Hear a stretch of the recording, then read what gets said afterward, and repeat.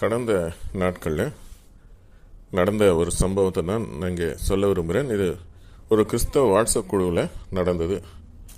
இந்த கிறிஸ்தவ வாட்ஸ்அப் குழுவில் திடீர் என்று சொல்லி சகோதரர் அகத்தியன் சேர்க்கப்பட்டார். எங்கள் குழுவில் 2 அட்மின்கள் இருந்தார்கள். முழுக்க முழுக்க கிறிஸ்தவ குழு. அதில் ஒருத்தர் சேர்த்துட்டார். அதோட கூட நிறைய பேர் உள்ளே வந்தாங்க. ஒரு புது அங்கத்தினர்கள். என்ன திடீர்னு நிறைய பேர் வந்திருக்காங்கன்ட்டு அதில் அவர் திரு அகத்தியன் அவர்கள் நிறைய செய்திகளை போட்டுக்கிட்டு இருந்தார். அதாவது கேள்வி பதில்னு சொல்லிட்டு அவருடைய புத்தகத்தில் இருந்த கருத்துக்கள் அதை புத்தகத்தை பிரித்து பகுதியாக போட்டிருந்தார் போல. அதற்கு சிலர் எதிர்ப்பு தெரிவித்தார்கள். அங்கே ஒரு பிரச்சனை உண்டாயிற்று. நான் பல தடவை அவங்ககிட்ட சொன்னேன், அவர் போடட்டும், அகத்தியன் போடட்டும், விருப்பம் உள்ளவர்கள் பாருங்கள் அப்படின்னு சொல்லிட்டு. ஆனாலும் கூட அது அதிகமாயிற்று. அப்பொழுது அட்மின்கள் இதை கண்டுகொள்ளவில்லை. ஆனாலும் இதில் அட்மின்களுக்குள்ள ஒரு கருத்து வேறுபாடு, ஒரு விரிசல் அந்த இடத்துல உண்டாயிற்று. அப்போ அந்த கூட வந்தவங்க அதிகமாக பேச ஆரம்பிச்சிட்டாங்க. அந்த குழுவில் அந்த புதுசாக சேர்ந்தவங்க. பின்னர் தெரிந்து கொண்டேன் அதெல்லாம் அகத்தியன் குரூப்பை சேர்ந்தவர்கள் என்று சொல்லி. இப்படி தான் மொத்தமாக ஏதாவது ஒரு குரூப்பில் அவர்கள் ஒரு என்ட்ரி கொடுப்பாங்கன்ட்டு. அப்போ அவர்கள் எதுக்குனாலும் நீளமான ஒரு பதில்.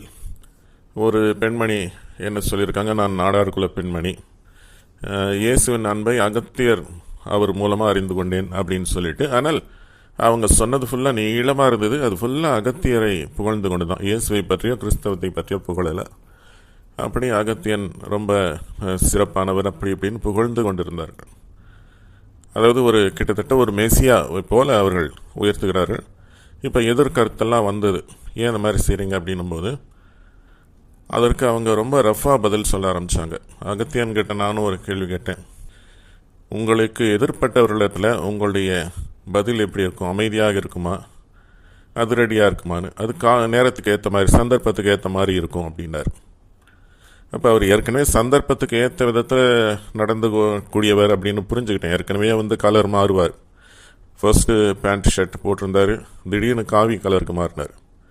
காவி கலருக்கு மாறி இந்து மதத்தை பற்றி பல காரியங்கள் சொல்லியிருந்தார், ஜாதி அப்படி இப்படின்னுட்டு.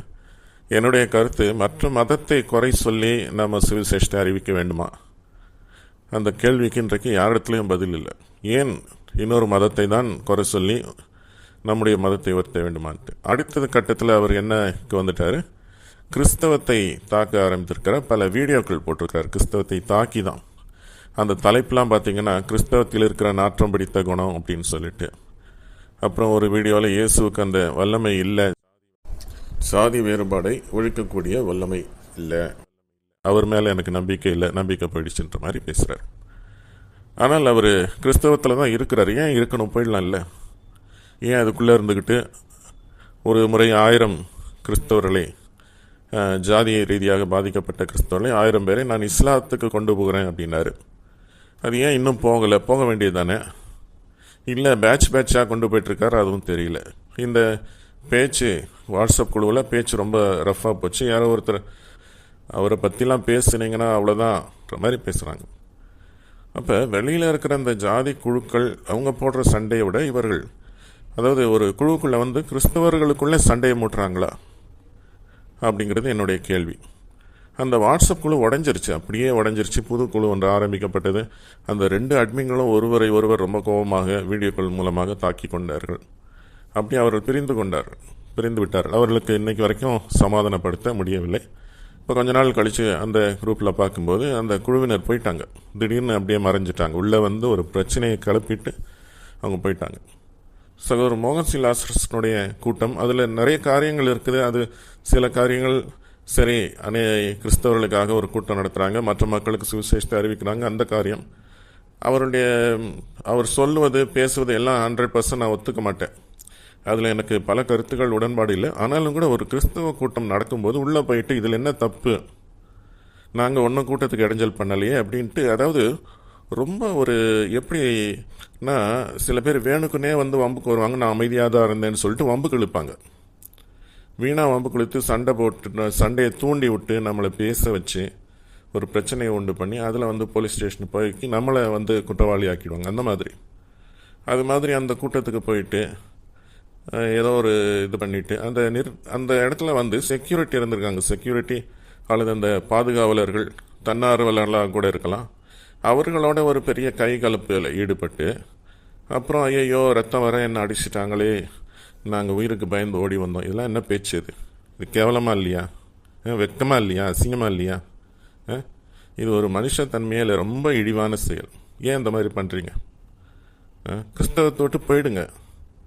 ஏன் கிறிஸ்துவனுடைய பேரை சொல்லிக்கிட்டு கிறிஸ்தவன்றீங்க? அப்புறம் அதை ஏன் நீங்கள் இன்னொரு மதத்தை புகழ்கிறீங்க இல்லையா? அவங்க செய்கிற காரியத்தை பேசுங்களேன், அதை பற்றி பேச மாட்டீங்க.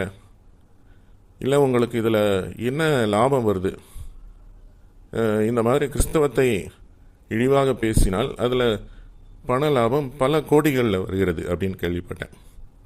இதில் என்ன இவர் பண்ணுறாரு? அடுத்தது, இந்த குழுவில் இருக்கவங்கெல்லாம் ஒரு ஜாம்பி மாதிரி இருக்கிறாங்க. அதாவது இயக்கப்படுகிற பிணங்களை போல. அவர்கள் சொந்த சிந்திக்கிற ஆற்றல் இல்லாமல் ஒரு குழுவை அவர் ஏற்படுத்தி கொண்டு ஒரு கல்ட்டு மாதிரி அவர் இயங்கிக் கொண்டு இருக்கிறார். இதை குறித்து நாம் விழிப்புணர்வு அடைய வேண்டும். நன்றி.